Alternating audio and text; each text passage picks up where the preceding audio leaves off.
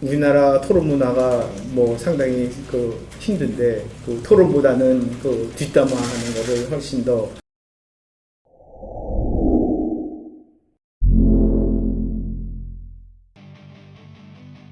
Mengejutkan. Presiden Federasi Korea Selatan terang-terangan mengaku menyesal telah menyia-nyiakan Sintayong usai Korea Selatan disingkirkan timnas Indonesia tadi malam. Garuda Muda tampil mengejutkan dengan menyingkirkan Raja Asia Korea Selatan dengan drama adu penalti. Usai kegagalan Korea Selatan di Piala Asia U23 ini, Presiden Federasi Korsel Jeongmong Gyu mengaku sudah salah mengambil keputusan soal Sintayong saat masih memimpin timnas Korea Selatan. Dia pelatih Shin benar-benar berpengaruh besar untuk sepak bola di sana Indonesia. Dia seperti sangat menikmati pekerjaannya di sana. Saat dia masih di sini, dia banyak sekali menerima tekanan dari federasi maupun fans yang akhirnya membuat dia pergi ke Asia Tenggara. Saya sangat menyesal dengan keputusan saya membiarkan dia pergi dari tim.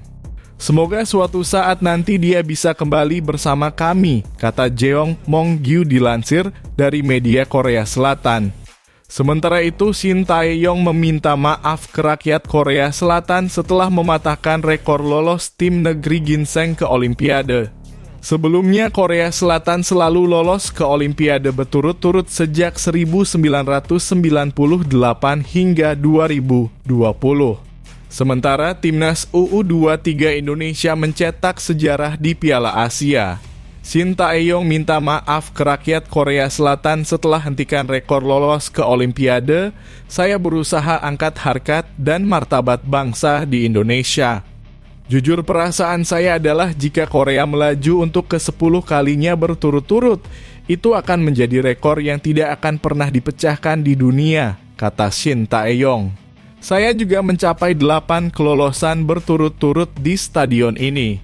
Saya ini pelatih membuat rekor, saya sangat menyesal telah memecahkan rekor tersebut.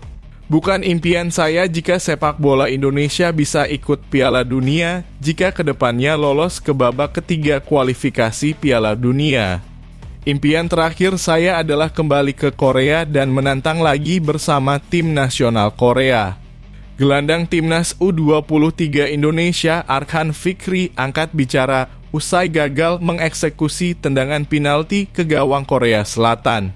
Pemain Arema FC itu pun menyampaikan permintaan maafnya kepada semua masyarakat Indonesia. Laga perempat final Indonesia versus Korea Selatan ditentukan dengan adu penalti.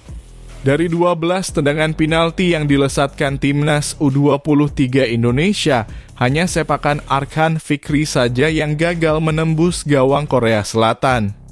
Sementara dari Korea Selatan ada 2 algojonya yang gagal mengeksekusi tendangan penalti, yakni Kang Sang-yeon dan Lee Kang-hae.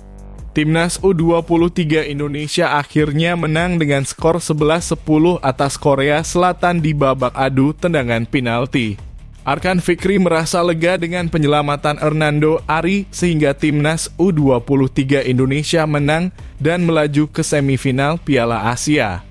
Arkan Fikri menyadari akan kesalahan yang ia lakukan dalam pertandingan semalam. Pemain berusia 19 tahun itu menyampaikan permintaan maafnya. Terus belajar dan ke depan kasih paham, maafkan saya ya, kata Arkan Fikri dilihat dari akun Instagramnya. Arkan Fikri bersyukur timnas U23 Indonesia bisa meraih kemenangan. Alhamdulillah ya Allah, tutup Arkan Fikri. Kemenangan timnas Indonesia U23 atas Korea Selatan ramai mendapat sorotan, salah satunya datang dari media Irak. Kemenangan ini tidak didapat dengan mudah. Kedua tim bermain imbang 2-2 hingga 120 menit pertandingan. Kemudian dalam drama adu penalti, Garuda Muda memetik kemenangan 11-10. Kemenangan tersebut kemudian turut disoroti oleh media Irak. Mereka mengabarkan kelolosan timnas Indonesia U23 ke semifinal Piala Asia U23 tahun 2024. Indonesia lolos ke semifinal Piala Asia U23 setelah mengalahkan Korea Selatan melalui adu penalti, tulis Irak via akun Twitter. Netizen Irak pun ikut menanggapi. Salah satu dari mereka bertanya apakah negaranya akan melawan timnas Indonesia U23 jika lolos juga ke semifinal. Tentu jawabannya adalah tidak. Irak bersua Vietnam di babak perempat final. Jika lolos ke semifinal, pemenang akan melawan Jepang. Sementara timnas Indonesia U23 akan melawan pemenang antara Arab Saudi versus Uzbekistan.